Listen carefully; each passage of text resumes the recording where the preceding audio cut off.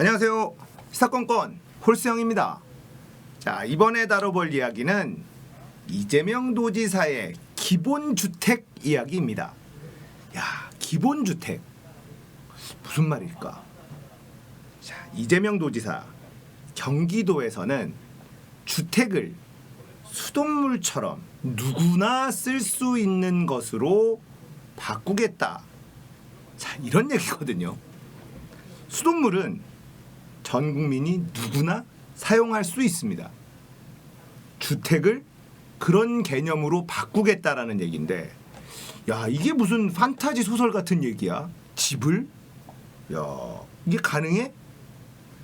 자, 오늘 아침 뉴스공장에 경기주택도시공사 사장 이현욱 님이 나와서 이 이야기를 해줬습니다. 지금은 분양시장과 임대시장 이렇게 둘로 나눠져 있습니다.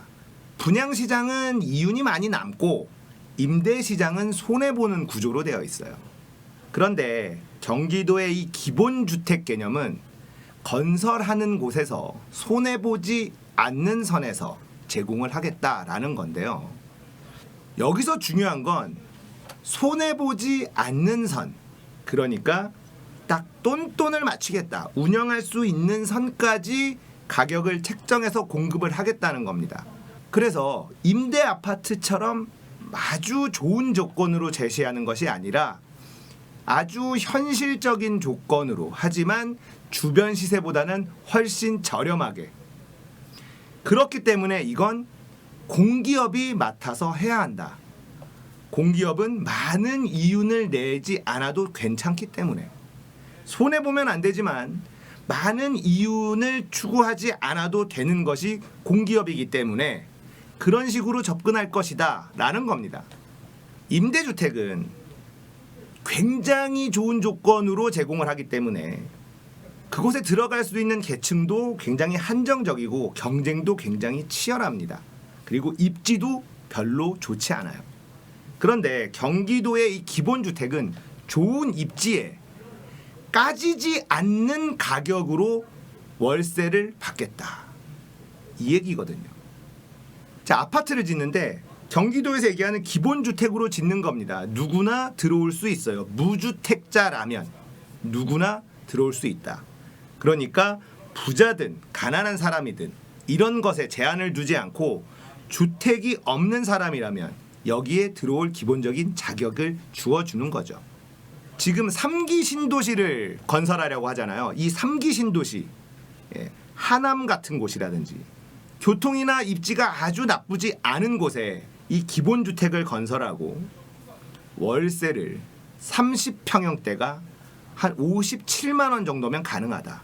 보증금은 거기에 100배, 5,700만 원 정도의 보증금에 월세 57만 원에 평생 지낼 수 있도록 이렇게 하겠다라는 겁니다. 그렇게 시뮬레이션을 돌려봤더니 까지지 않더라. 거기에다가 육아 돌봄 서비스라든지 이런 것들도 진행하면서 수익 사업을 만들어낼 수도 있다. 그런 서비스를 제공하고, 그것도 무상 제공하는 건 아닌 것 같습니다. 자, 30평형대 교통이 나쁘지 않은 곳에 보증금 5,700만 원에 월세 57만 원. 들어갈 만하죠. 충분히 들어갈 만합니다. 그러다가 그래도 57만 원이 계속해서 매몰되는 비용이니 나는 내 집 마련을 하겠다라고 하는 사람들은 거기에 나가서 내 집을 사면 되고, 이 월세를 내는 것이 나는 더 합리적이라고 생각한다라고 한다면 그 월세를 내면서 계속 살 수 있도록 하겠다. 주거에 대한 불안을 해소하면서도 까지지 않는 그런 시스템을 만들겠다라는 게 이 이재명 도지사 경기도의 기본주택의 골자입니다. 주택은 투자의 개념이 아니라 주거의 개념이 되어야 한다라는 것이죠. 건설사들은 많은 이윤을 내는 것이 목표일 수 있으나 공기업은 많은 이윤을 내지 않아도 그 기업의 존재 자체의 이유가 된다면 까지지 않는 선이면 충분히 이런 아파트를 계속 지을 수 있다라는 겁니다. 물론 전제돼야 되는 조건이 있는데 건설비를 조달할 때 중앙정부에서 저리로 자금을 융통하는 것을 도와줘야 한다. 이런 전제를 달기는 했습니다. 만약에 이런 기본주택이 활성화되기 시작한다면 주택에 대한, 아파트에 대한 패러다임이 바뀌기 시작할 거예요. 거기다가 이재명 도지사는 비거주 주택 취득 허가제, 이걸 지금 시도하려고 하거든요. 이재명 도지사의 부동산 정책은 한마디로 표현하자면 내가 직접 사는 집 이외에는 제약을 두겠다라는 겁니다. 지금 문재인 정부가 추진하고 있는 부동산 정책은 부동산 가격에 맞춰 있어요. 다주택자에게 많은 세금을 물리려고 합니다. 보유세라든지 양도소득세라든지 취득세라든지 모든 게 다주택자에게 페널티를 줍니다. 그러다 보니까 어떤 일이 벌어지냐면 똘똘한 한 채 이야기가 나와요. 그래서 국회의원이나 공직자들이 다주택자일 경우에 내가 사는 지역의 집을 팔고 서울에 집을 남겨두는 일이 발생을 합니다. 자, 그렇게 되면 공직자들도 1주택인 건 맞으니까. 하지만 이재명 도지사는 그렇게 접근하면 안 된다라고 이야기하고 있습니다. 비싼 집에 산다고 많은 세금을 물리는 게 능사가 아니다. 그러면 조세 저항이 올 수밖에 없다. 비싼 집이든 싼 집이든 내가 직접 사는 집에는 세제 혜택을 주고 내가 살지 않는 집에다가 중과세를 매기는, 페널티를 주는 이런 정책 방향으로 가야지 매물이 나올 수 있다. 그렇게 매물이 나와야 공급의 효과를 볼 수 있다. 이런 주장을 하고 있는 거거든요. 저는 이 얘기에 100% 동의합니다. 똘똘한 한 채, 이게 중요한 게 아니라 내가 거기에 사느냐 살지 않느냐가 중요한 포인트가 돼야 되는 거죠. 자, 경기도의 기본주택, 주택을 수돗물처럼 누구나 사용할 수 있는 재화, 이런 개념으로 바꿔놓겠다라는 거고, 이것에 대한 시뮬레이션을 충분히 돌려봤다. 싱가포르라든지 독일이라든지 이런 곳을 많이 들여다보고 연구를 했다고 해요. 실제로 싱가포르 같은 경우가 주택이 기본적으로 공급이 됩니다. 그런데 그 주택은 그렇게 좋은 주택은 아니죠. 부자들은 좋은 주택에 살고 내가 아주 비싼 주택에 살 것이 아니라면 그냥 국가가 제공하는 집에서 계속 살면 되는 이런 구조로 싱가포르이 되어 있다고 해요. 그러니까 그 개념을 접근을 하는 겁니다. 기본주택이라는 용어가 참 마음에 들어요. 기본소득, 기본주택, 참 마음에 듭니다. 가능할까? 이번에 3기 신도시에서 첫 번째로 시도를 해본다고 하니 한번 지켜보는 것도 나쁘지 않을 것 같습니다. 이런 기본주택이 늘어나게 되면 집을 팔고 여기에 들어오겠다는 사람도 생길 수 있지 않을까요? 지금 정부에서 재건축 지역에다가 용적률을 올려줄 테니 임대랑 같이 섞어서 공사를 하자, 이런 얘기를 하고 있는데 이 재건축 단지 조합원들의 반발이 심해요. 이게 그럴싸해 보이지만 그들의 욕망을 무시하는 제도라고 저는 생각하거든요. 아마 조합원들을 설득하기 어려울 겁니다. 차라리 이재명 도지사의 이 기본주택 같은 아파트를 늘려나가면 자연스럽게 주택의 개념이 바뀌게 되고, 그렇게 되면 부동산 거품이 조금 꺼질 거예요. 경기도의 기본주택은 1인 가구, 2인 가구, 4인 가구 이런 식으로 평형도 여러 가지를 제공한다고 합니다. 아주 저렴한 값에 주는 것이 아니라 까지지 않는, 적자가 나지 않는 선의 보증금과 월세를 책정하겠다라는 것이기 때문에 굉장히 합리적인 방향으로 보여지기는 해요.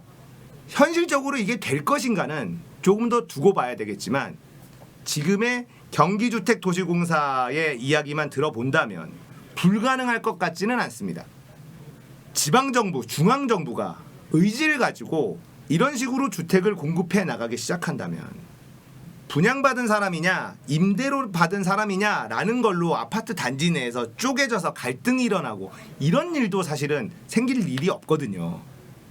살기 좋은 아파트를 시세보다 훨씬 더 저렴한 비용으로 오랫동안 살 수 있다. 이거는 굉장히 메리트가 있는 상품이 될 수밖에 없겠죠. 그래서 이게 약간 판타지 소설 같은 거예요. 한 번도 경험해 본 적이 없으니까요. 이재명 도지사의 이 기본주택 정말 기대가 됩니다. 경기주택도시공사 사장 이현웅님은 이렇게 얘기합니다.